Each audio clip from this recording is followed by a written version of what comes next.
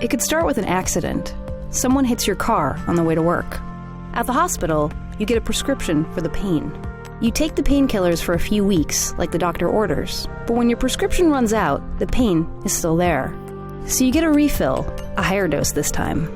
You notice that when you miss a pill, you feel really terrible, nauseous, you have sweats and cramps. You need the medication to feel normal, so you ask for another refill, and another, but it's not enough. You realize you might have a problem, but you can't talk about it. What would your coworkers say? How would your family react? You try to keep it a secret, but things start to fall apart around you. You need the relief. This is not an isolated problem. Drug overdose is the leading cause of accidental death in the U.S.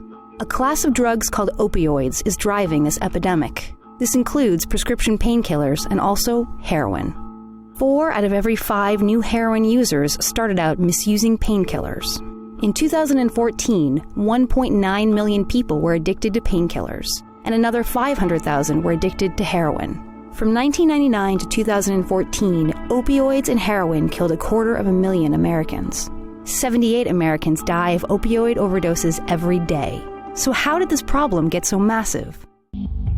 In the past, opioids were only given to cancer patients and the terminally ill because they were recognized as dangerously addictive. But in the mid-90s, a pharmaceutical company introduced a new opioid painkiller which they claimed was less addictive.